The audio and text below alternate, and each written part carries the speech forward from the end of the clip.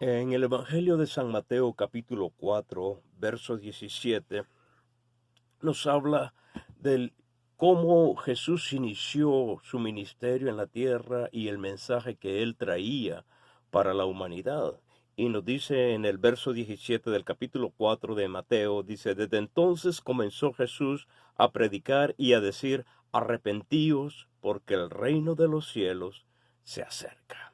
Y esto tal vez nos dejará fríos, tal vez nos dejará. ¿Y qué? ¿Entiendes? Es lo que nosotros predicamos. Pero hay algo bien importante y a lo cual le tenemos que prestar atención, porque cuando Jesús principia su ministerio, en el Evangelio de San Juan tenemos otro ángulo de la misma historia. Jesús acababa de salir de la tentación del desierto donde el diablo le había aventado con todo tratando de hacerlo desistir de que él llevase a cabo su ministerio. Y entonces la palabra de Dios nos dice que el mismo capítulo 4, en Lucas, verso 14, dice, y Jesús volvió en el poder del Espíritu a Galilea y se difundió su fama por toda la tierra de alrededor. Esto viene a completar lo que nos dice el Evangelio de Mateo junto con el Evangelio de Lucas. Lucas nos dice, volvió Jesús en el poder del Espíritu, y en Mateo nos dice, y Jesús les dijo esto, arrepentíos porque el reino de los cielos se ha acercado. Y entonces vemos que la iglesia, este es un paradigma, un ejemplo para que la iglesia se mueva en la misma dirección que el Señor Jesús empezó a moverse desde un principio. La iglesia fue investida de poder para ir a predicar un mensaje que dice así, arrepentíos porque el reino de los cielos se ha acercado. Ahora viene una cosa. Vivimos en tiempos modernos en los cuales queremos tener un evangelio amistoso, no queremos no queremos ofender a nadie, queremos caer bien y queremos decirle a la gente de que el reino de los cielos es simplemente un estado mental y espiritual de paz, de gozo, de felicidad, de que Dios, de bendición, de prosperidad, de provisión, donde lo tenemos todo y prácticamente lo único que tenemos que hacer es confesar nuestros pecados y pedir perdón por ellos y Dios nos da su espíritu y en ese momento empieza una nueva etapa en la vida del ser humano. Pero algo que a veces se nos escapa es el hecho de que en el mensaje dice arrepentíos, porque el reino de los cielos se ha acercado. Y una de las acciones primeras que el cristiano tiene que tener para recibir la unción del Espíritu Santo, para recibir las promesas de Dios Padre, la primera condición es arrepentirse. Y esta es una de las condiciones que ya la iglesia, es una palabra arcaica dentro de la predicación, es una palabra de la cual, hermanos, ya no se escucha casi, arrepentirse, arrepentirse. Algunos nos dicen, pues Dios te perdonó tus pecados y puedes seguir la vida como mejor te parezca, al cabo que en la cruz se hizo provisión para que tú recibas la absolución de toda tu maldad. Y entonces muchos, esta cuestión del arrepentimiento, se la saltan. Y nos dedicamos a vivir una vida sin consecuencias, una vida en la cual vamos a hacer lo mejor que podamos, una vida en la cual parece que Dios lo único que nos pide es que nos portemos lo mejor que podamos. Una vida en la cual en la cual nosotros supuestamente tenemos que manifestar la personalidad de Dios, pero no puede haber esta manifestación de la personalidad de Dios, si a nosotros no se ha dado un elemento bien principal. Muchos vienen a los caminos de Dios por lo que quieren es ser felices, porque lo que quieren es un nuevo estándar de vida más elevado, algo que les ayude a estar en paz consigo mismo.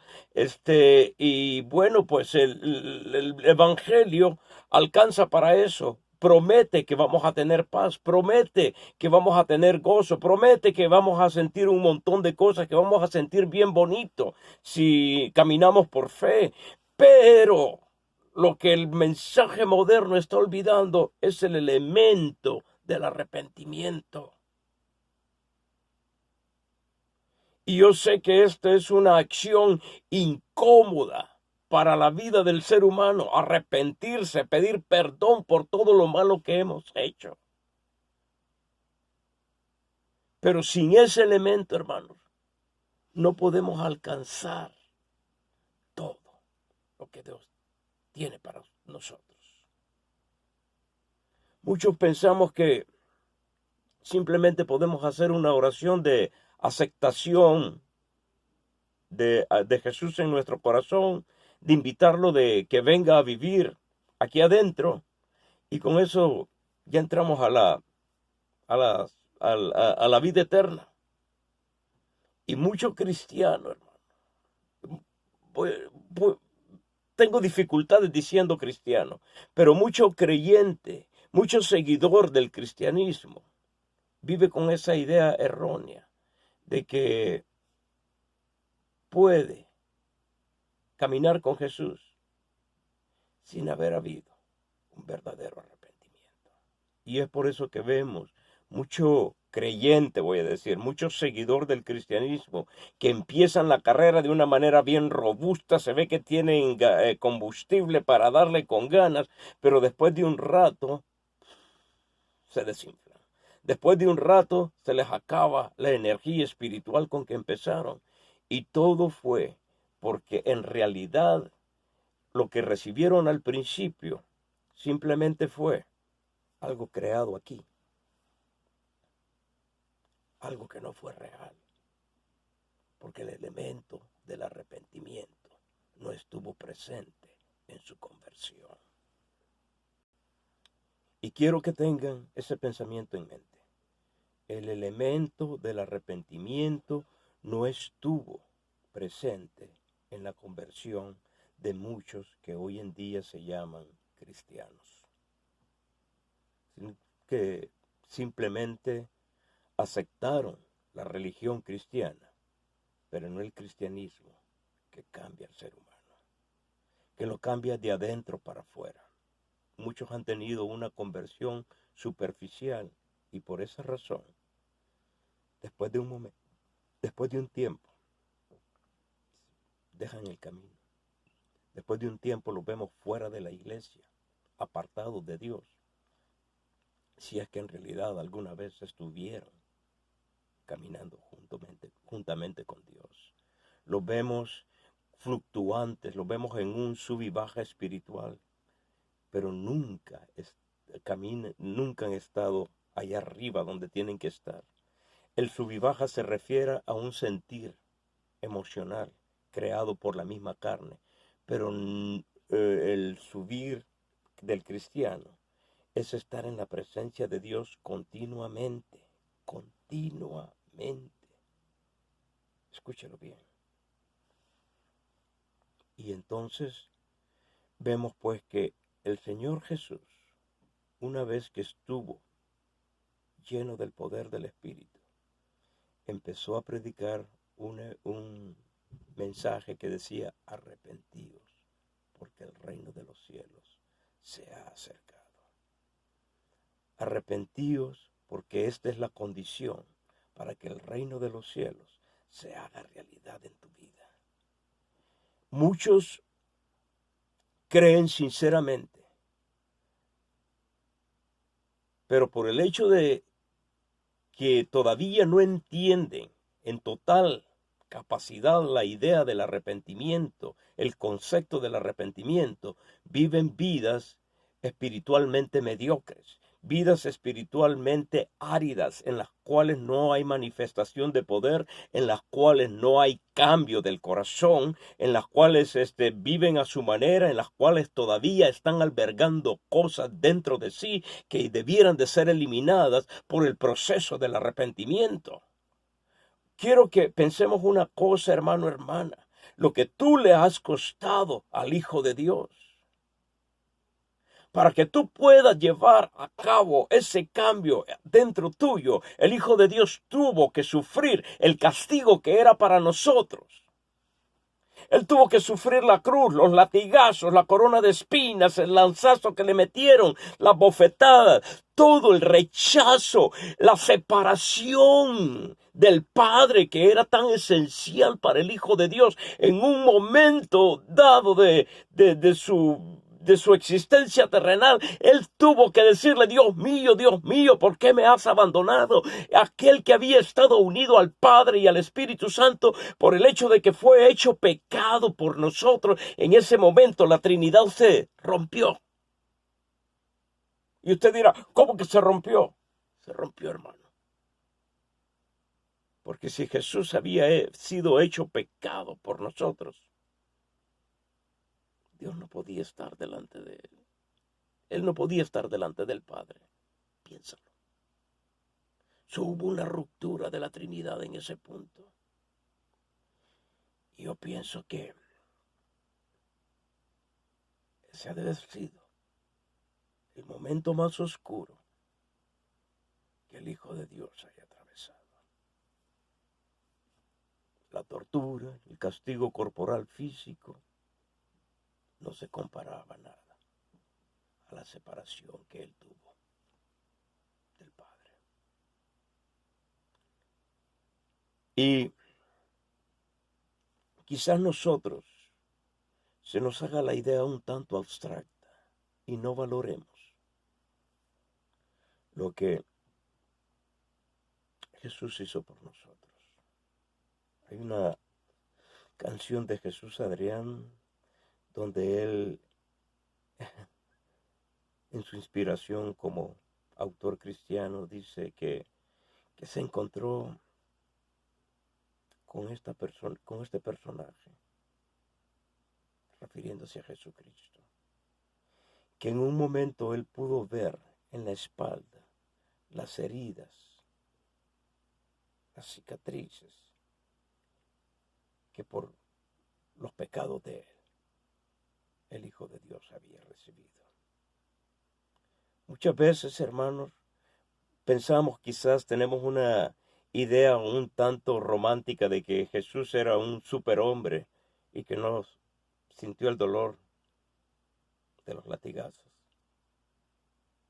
que no sintió el dolor de las bofetadas, que no hubo dolor emocional por el rechazo de su propio pueblo, de sus propios seguidores, la traición de Judas, la incomprensión de sus discípulos.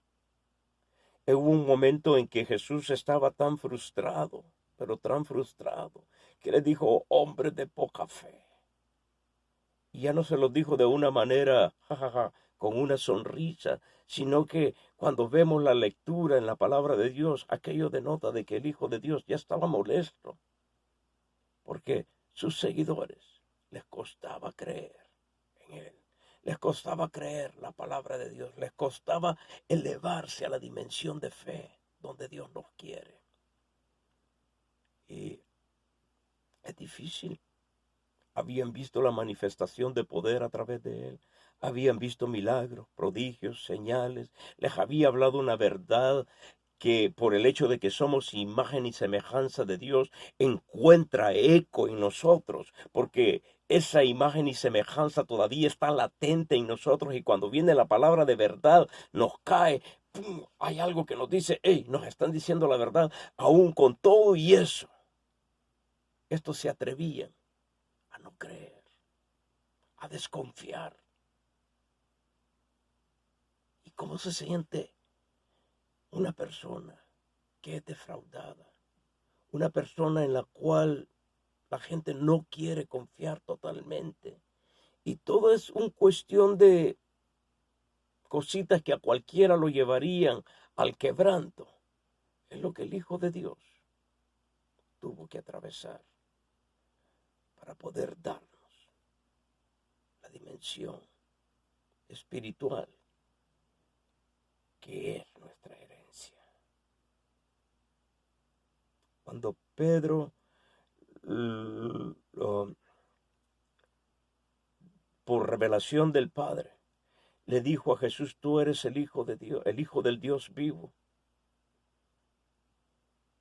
Jesús le dijo: carne y sangre no te lo reveló Pedro, sino mi Padre que está en los cielos.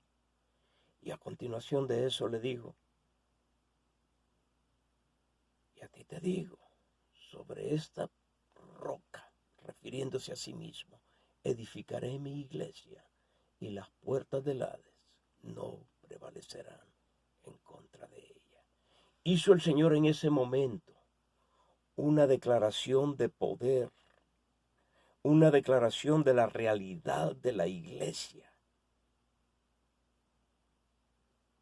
que a veces no la apreciamos. A nosotros nos ha sido conferido poder. A nosotros nos ha sido concedido dominio. Hermanos, somos el pueblo de Dios. Somos sacerdocio de Dios. Somos nación santa, real sacerdocio, linaje escogido. Y a veces como que no valoramos lo que somos.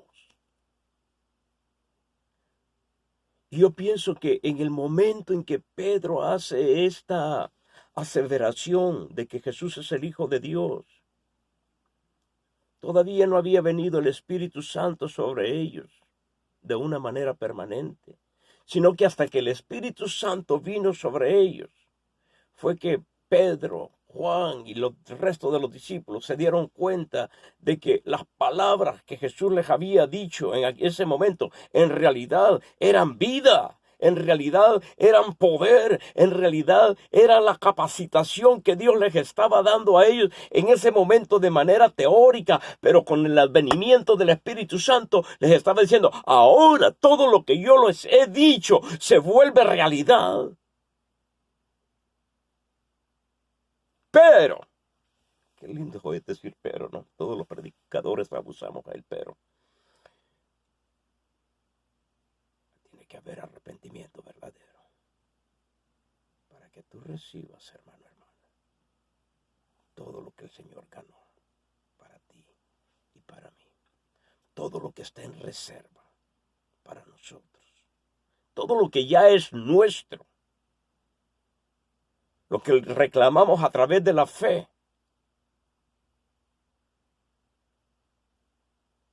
Pero, otra vez, muchas veces no nos hemos arrepentido. ¿Cuántos de nosotros podemos decir que verdaderamente ha habido un cambio, no una modificación del temperamento, del carácter, de la conducta, sino que un cambio de adentro para afuera? Verdadero. Hay cristianos, hermanos, que tienen un testimonio bien pateado. Y todo esto pasa simplemente porque no han cambiado. El mundo lo ve y no ve ninguna diferencia entre un mundano y un cristiano. ¿Sabe por qué? Porque no han entendido el mensaje. Porque no han entendido, porque no ha habido arrepentimiento verdadero.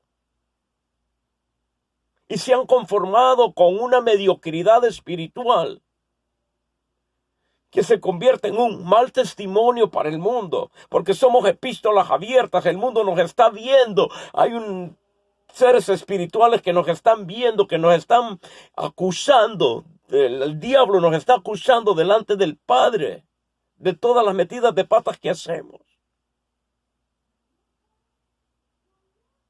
Pero ¿cuántos de nosotros en realidad podemos decir: sí he cambiado?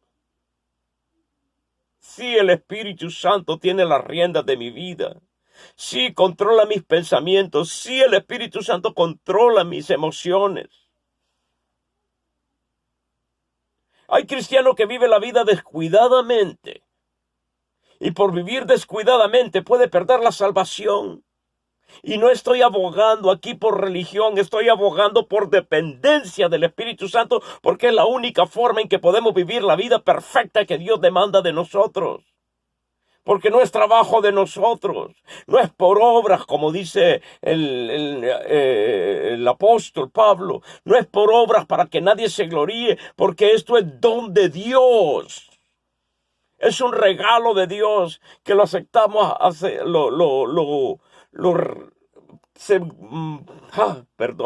se materializa a través de la fe. Pero para que esta fe sea una fe activa, una fe productiva, tiene primeramente que haber un cambio. Y para que haya un cambio verdadero, tiene que haber arrepentimiento. ¿Cuántos de ustedes todavía estamos peleando con áreas de nuestra vida que ya Dios debiera tener el control de ellas? Y sin embargo, la gente no quiere saber de nuestra predicación porque no quieren ser un hipócrita, igual que nosotros. ¿Cuántos de nosotros ya en un momento de intimidad, de honestidad con Dios, nos damos cuenta de que no lo hacemos? Y no lo hacemos simplemente porque nos empecinamos en querer lograr esta vida cristiana con nuestro propio esfuerzo. En vez de levantarnos en la mañana y decirle, Espíritu Santo, toma control de mi vida, empezamos a pedir fuerzas para seguir para adelante.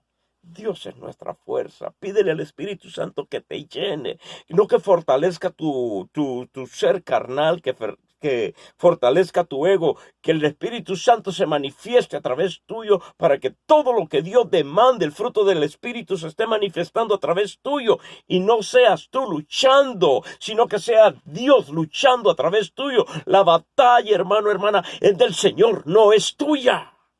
¿Por qué crees que el Señor dijo, venid a mí los que estéis cargados y cansados y yo os daré reposo? No nos llamó el Señor para decir, ok, recibe esta carga y esta otra carga y ahora tienes que esforzarte en esto, esforzarte en esto otro. Hermano, en lo que te tienes que esforzar es en negarte a ti mismo y permitir que el Santo Espíritu de Dios se mueva dentro de ti. Pero ¿cómo cuesta entender esto? Yo pienso que los discípulos, después de haber visto a su Señor resucitado, tenían motivación para seguirlo. Una motivación fuerte. Imagínense, pónganse en los zapatos en las sandalias de ellos. Es una cosa tremenda haber visto los milagros, haber visto de que el hecho de que Él resucitó validaba todo lo que Él les había predicado. Sabían que aquello era verdad.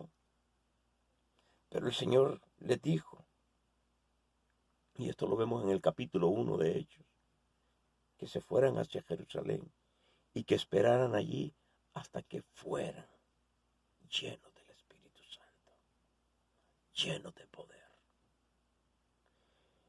Y, querido hermano, hay mucho creyente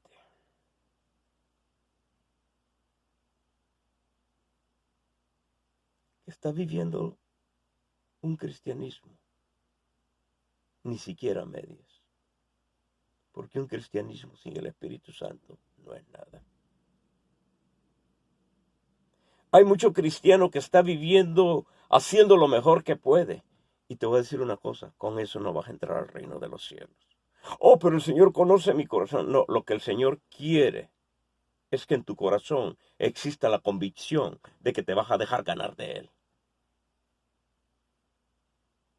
Exista la convicción de que le vas a dar el control a Él.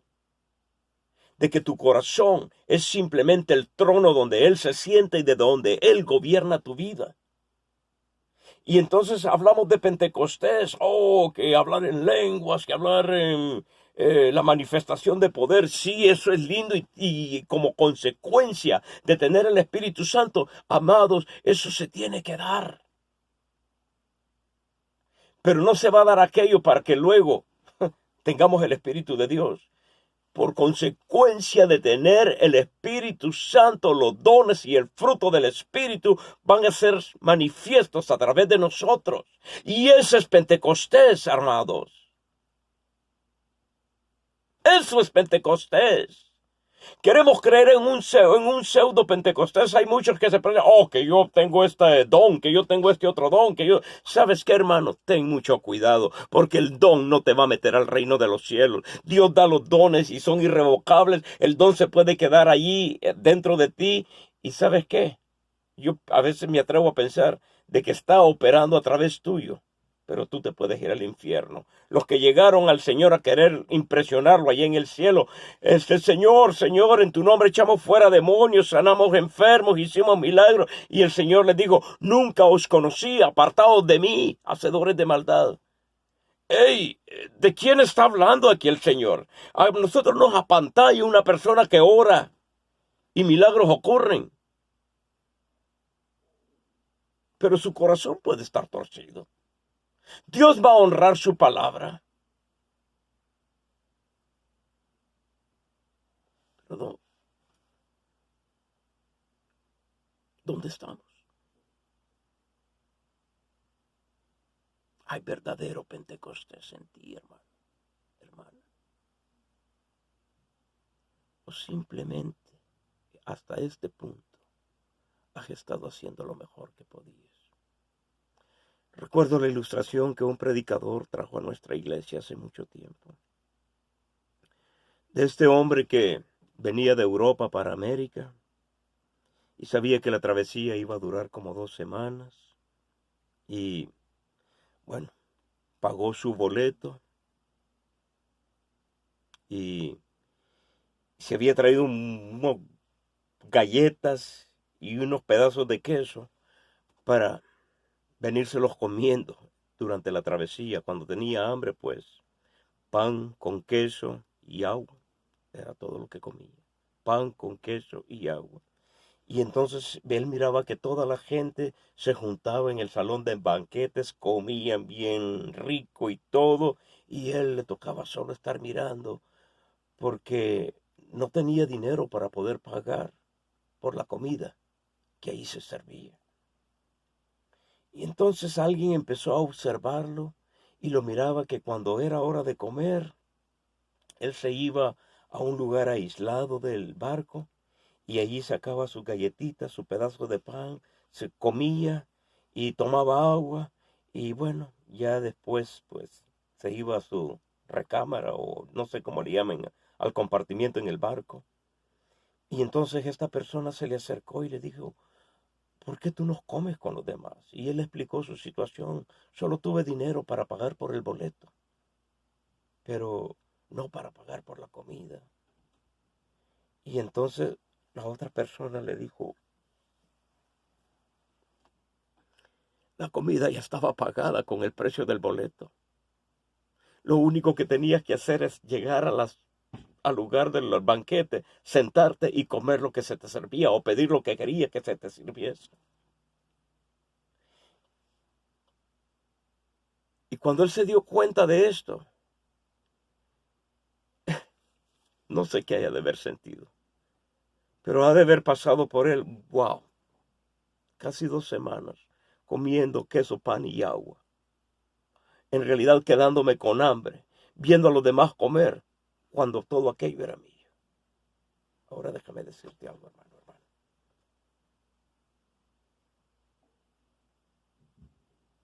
El, el Espíritu Santo es nuestro. Si tú te has arrepentido verdaderamente, has recibido el perdón de tus pecados, el Espíritu Santo es tuyo. Viene a residir dentro de ti. Y la realidad del cristianismo es tu realidad. Milagros, prodigios, señales tienen que estar ocurriendo a través tuyo, porque Jesús ya lo dijo, ni las puertas del Hades prevalecerán contra nosotros. Jesús ya lo dijo, que Él nos ha dado las llaves del reino de los cielos a la iglesia, porque a través de la predicación le abrimos la puerta al mundo no converso para que ellos entren al reino de los cielos y juntamente con nosotros prediquen el evangelio también. Pero hermano, tenemos que arrepentirnos, porque el reino de los cielos se ha acercado. Y yo pienso que nos hemos estado quizás saboteando, perdiéndonos de la dimensión completa de lo que es el reino de los cielos. Y yo te pregunto, hermano, ¿no es eso suficiente razón para arrepentirnos y pedir perdón a Dios por lo que aún estamos reteniendo?